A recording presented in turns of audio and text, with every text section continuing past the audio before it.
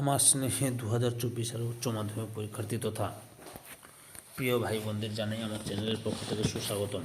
আশা করি তোমরা সকলে ভালো এবং সুস্থ আছো। আমি তোমাদের জন্য এই ভিডিওতে এবিটি টেস্ট পেপারের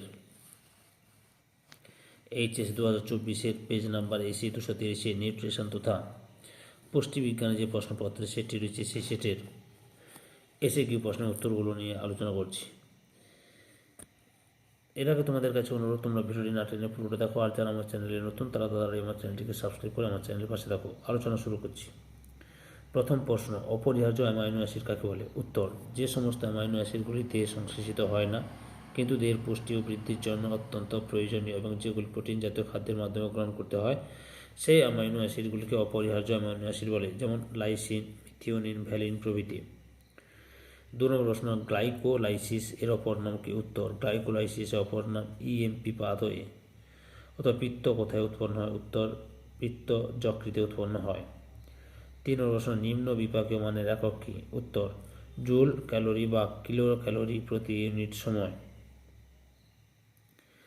4 নম্বর প্রশ্ন, অন্তঃক্ষরা গ্রন্থির সঙ্গে বিএমআর এর সম্পর্ক কি? উত্তর, অন্তঃক্ষরা গ্রন্থি নিঃসৃত হরমোন বিএমআর এর হ্রাস বা বৃদ্ধিতে প্রভাব বিস্তার করে, যেমন থাইরয়েড গ্রন্থি নিঃসৃত থাইরক্সিন হরমোনের কম ক্ষরণে বিএমআর প্রায় 30% হ্রাস পায় এবং থাইরক্সিন হরমোনের অধিক ক্ষরণে বিএমআর প্রায় 100% বেড়ে যায়। অথবা 1 কেজি গ্লুকোজের জারণের জন্য কত অক্সিজেনের প্রয়োজন? উত্তর, 1 কেজি গ্লুকোজের জারণের জন্য 0.03 মোল বা 1.06 গ্রাম অক্সিজেনের প্রয়োজন। 5 নম্বর প্রশ্ন, মাতৃদুগ্ধে উপস্থিত কোন উৎসেচক ব্যাকটেরিয়ার কোষপ্রাচীর ধ্বংস করে? উত্তর, মাতৃদুগ্ধে উপস্থিত লাইসোজাইম উৎসেচক ব্যাকটেরিয়ার কোষপ্রাচীর ধ্বংস করে। অথবা মাতৃদুগ্ধ কোন ধাতু শোষণ বৃদ্ধি করে? উত্তর, মাতৃদুগ্ধ জিঙ্ক ধাতু শোষণ বৃদ্ধি করে।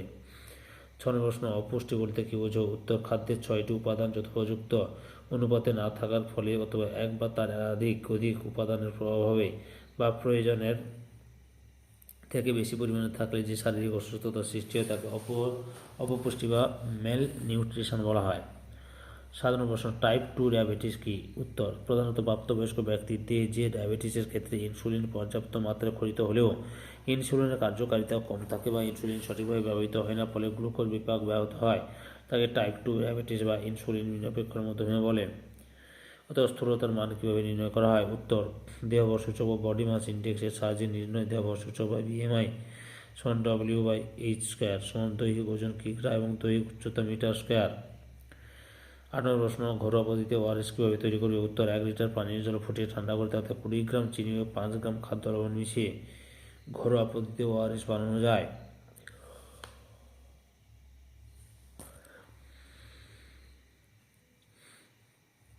19 নম্বর, HDHD এবং UHT এর সম্পূর্ণ নাম কি?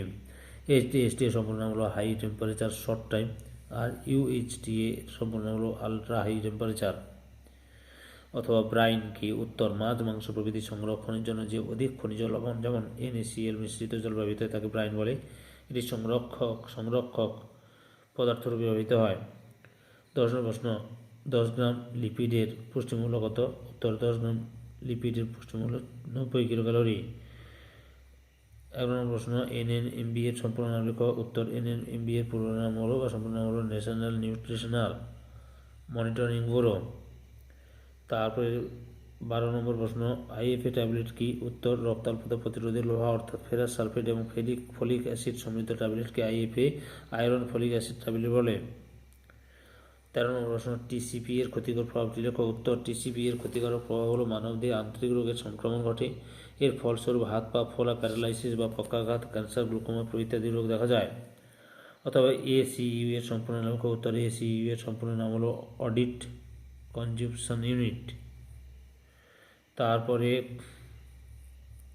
14 নম্বর প্রশ্ন, অস্থিমজ্জা ত্রুটির কারণে কোন প্রকার রক্তল্পতা দেখা যায়? উত্তর, ত্রুটির কারণে A+ রক্তল্পতা দেখা যায়। রক্তল্পতা দেখা যায়।